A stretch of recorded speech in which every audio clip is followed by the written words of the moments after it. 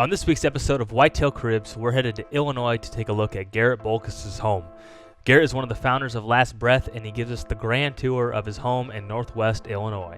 Get ready to see some giant bucks, shed antlers, and a garage fit for any whitetail nut.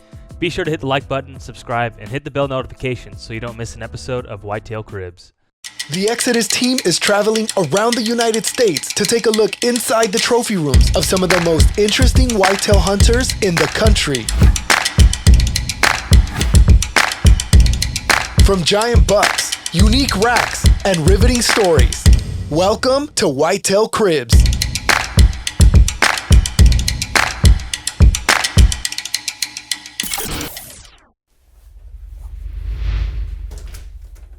My name is Garrett Boelkes. I'm the co-host of Last Breath TV. Welcome to my Whitetail Crib. So come on in and we'll show off the living room and the kitchen. Right when you walk in, obviously, we've got my wife's first bow buck kill and just some cool decorations, some pictures from adventures in the past. Seems like always you guys want to peek in the fridge. My wife's a health coach, so there's not going to be anything too crazy in here. But got a little ham left over from Christmas, a juice, some milk, got a backstrap that we're cooking up tonight. But nothing too fancy, crazy, out of the ordinary. We'll take you around the north side of the house. The view of our house is what's awesome. We overlook a great big oak grove, faces west, and this is wife and I's bedroom. We only use this for two things, sleeping and you can guess the other one.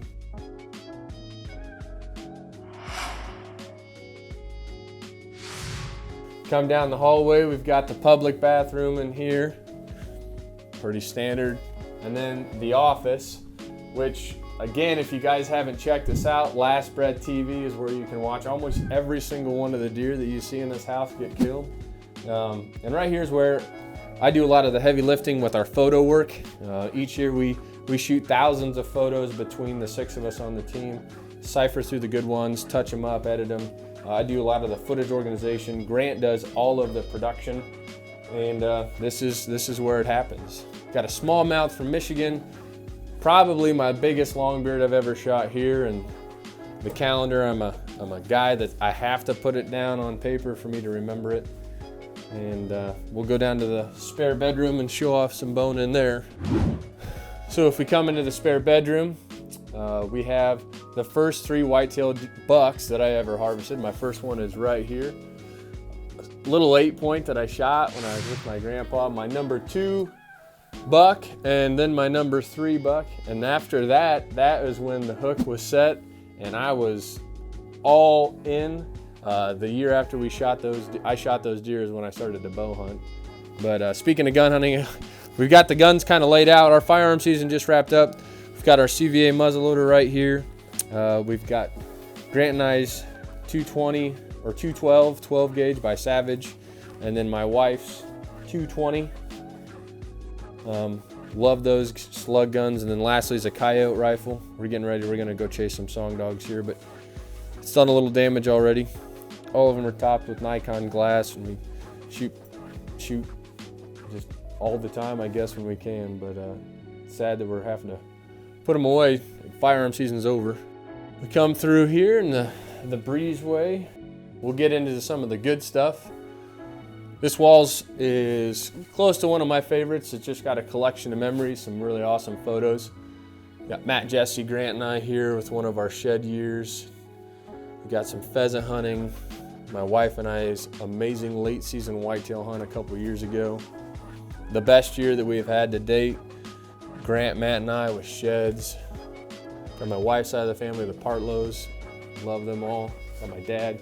Grant's first antelope. He actually shot this goat with my bow because his bow literally broke in transportation there. So he had to use my bow, shot that goat at 77 yards with my bow. We'll bring you over here. The Christmas tree's still up. This is the 27th right now. I don't know when this is gonna drop, but Christmas was just a couple days ago. And in here is my shed collection, and some of my favorite sheds are shown off. This is probably the biggest 8-point shed I'll ever find. maybe not the biggest shed I'll ever find, but an incredibly impressive 8-point shed. We actually found this hanging upside down in a multiflora rose bush in June.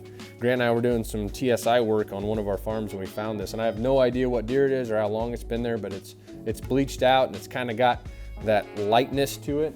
But holy smokes, I would have loved to seen that deer. And then over here, I've got another random giant shed. This deer was actually harvested the year after we found this. He grossed 206 inches, but we found this shed on our turkey hunting lease, and we were there for the first time turkey scouting, and it was cut cornfield. We were walking across the way to put some birds to bed on the roost, and holy smokes, talk about a giant deer. This is a free range Illinois whitetail. The guy that shot it was from Pennsylvania, and talk about a deer of a lifetime. Just giant, towering tines. And if you take a peek in here, this is another cool little collection that we have, is the slugs. All these slugs are from deer that we've harvested. A little muzzleloader bullet right there, copper solid, perfect mushroom. And then the rest of them, most of them are 12 gauge, and this one particular is pretty special. That slug right there. A couple arrowheads, and then now we'll get into some sheds that have a little more meaning. So this buck is a deer that Grant and I hunted, and we called the Great 8. Cool thing about this set is that I found this set, Grant found this set. This was the first year that we hunted that farm. So you can tell this one's the year prior, it's a little bleached out.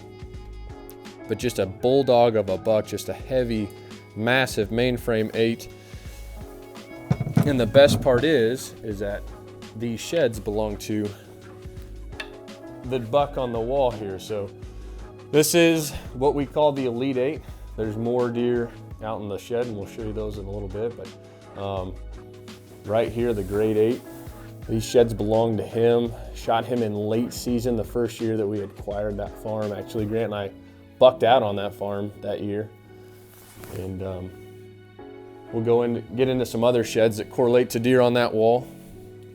Got a deer that we called Hero. So these sheds, again, have a pretty unique story to them.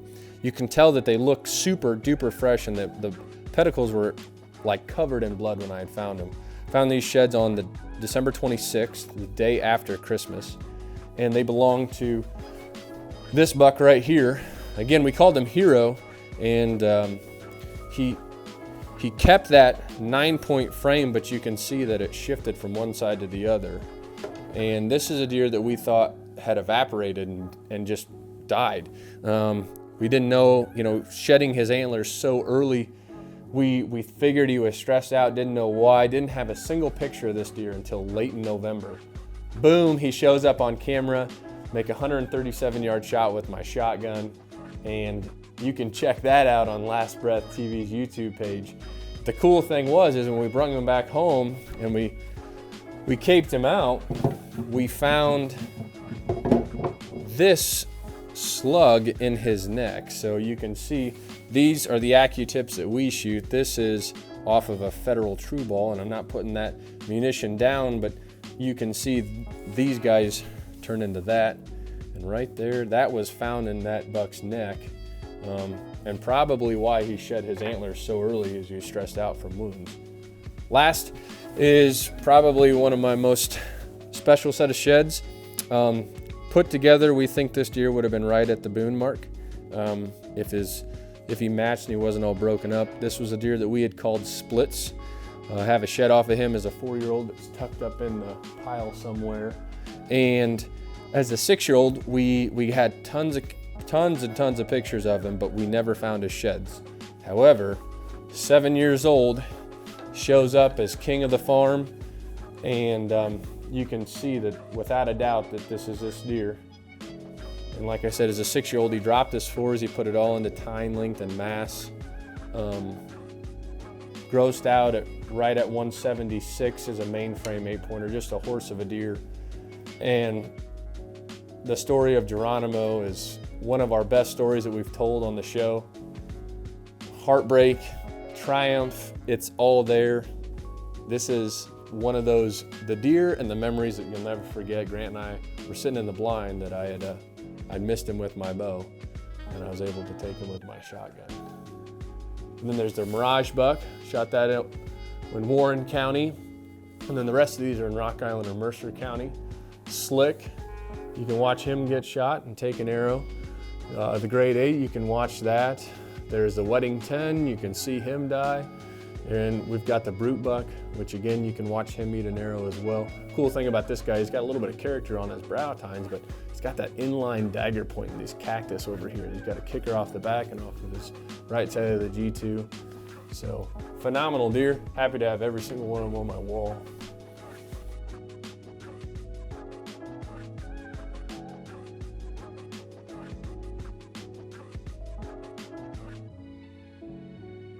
And we'll show off the antelope up here. This is the first antelope I've ever harvested. It's Colorado. We've got 3 more waiting to get back from the taxidermist. I've got 1 more, and my wife's got 1, and Grant's got 1. Then several deer that my wife has harvested. This one actually was unfortunately found dead. Just would have been a hammer deer if the bases and the character on that in a year or 2 would have been explosive. But just showing off a little bit more bone before we head out into the shed. So we go through this door and we go to my favorite part of my home. We walk into here, and this is the existing garage. Best part about this is the freezer space. The built-ins, everything is organized, put away. Hunting season's right now, so it's a little bit messy, but come off season, that is prim and proper. In here, we have deer, wild turkey, wild fish, a couple organic chickens, but for the most part, everything in this freezer is wild game, with the exception of a couple other things. We got some waffles in there. You got to have those before you go out hunting in the morning. But one of the neatest things here is this is my wife's antelope that she shot this year in Colorado. Taxidermist has got the cape, and we just held on to the head until he's ready for it. But it's just an awesome goat. We're gonna have a lot of fun when we show off that episode 4 for 4 out there in Colorado on the Sage Flats. But a beautiful goat. She was super excited to get this. I actually booked that hunt for her as a birthday present. And then that big bag is a whitetail cape. We'll go into the part that makes this my home. Grant, my dad, my wife, and her dad, Pat, built this. This edition was put on for one purpose and one purpose only, and that was deer hunting. Everything in here is hunting related. We walk over here, obviously you see the row of deadheads that we found, EHD, winter kill, unknown up there. Most of them, you never really have a reason why or know why, but some of them we know are confirmed DHD.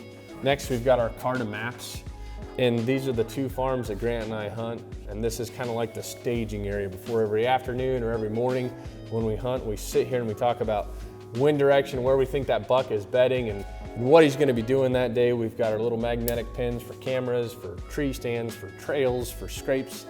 They're always moving, always shifting, but this is kind of like, this is where the planning happens before the success happens, is right there. We move on over here. We've got the big boy target. The nice thing about this is inside we can get just under 15 yards. So when it's super bitter cold, we can still shoot in here, keep that muscle memory. We can open up the door and stretch it out to about 50 if you want to shoot then. And then more hunting decor, right? My wife's saddle, but we've got another beautiful Eastern. We've got a Merriam that's from South Dakota. About every other year we'll head over there to the Black Hills and hunt them. This car hood was a wedding present from one of our friends, and it catches a lot of attention in here. And then obviously we've got the shed fridge, which primarily is alcohol. The Nectar of the Gods is sitting in there with some Busch Light. A couple other things that are left over here from gatherings. And then again, the big purpose, and that's the cutting table, the industrial sink, and then the pre-planned placement of 2 electronic winches with a perfectly placed foredrain.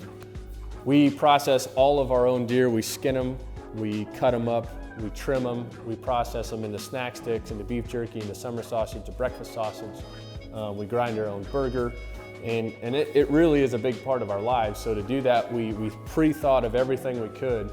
We wired the controls, instead of them hanging directly beneath the winch, which usually they do, put them in the ceiling down through the wall, and then when a deer comes in here, we can raise and lower them as we want, without getting our hands dirty, without having to reach over or in the deer. And it's kind of just designed exactly how we want it. And there's obviously some hammers sitting over here. I do European mounting. This is a slammer of a buck that a friend of mine shot in Iowa. And I cannot believe to this day that he's not actually going to mount him, but we're gonna take care of him. We got him cleaned up, we just need to bleach him. This is the EK10. This is a deer that I shot this year on granting my new lease. Gonna be a really cool episode of how we got on this buck, but he's just a really nice, beautiful deer. And we got another deer here that we're bleaching up for somebody, and he's got a pretty unique little third point up there. But to round out the tour here, Tonto was harvested last year in second gun season. Josh was my earliest bow buck to date. Shot him with Jeff on one of our farms. And got Granddaddy's moose. Bringing in here to the bathroom. When I told you this entire shed was designed around hunting, I'm not kidding. We put in a washer and dryer that is only used for hunting clothing. Hunting garments only gets scent-free detergent. Code Blue Decode is all that goes in here. No UV brighteners, no fabric softener, no scent. So that way you get them dirty, you get them grimy, bring them in after a hunt, you wash them up. You don't need to purge your washing machine or anything.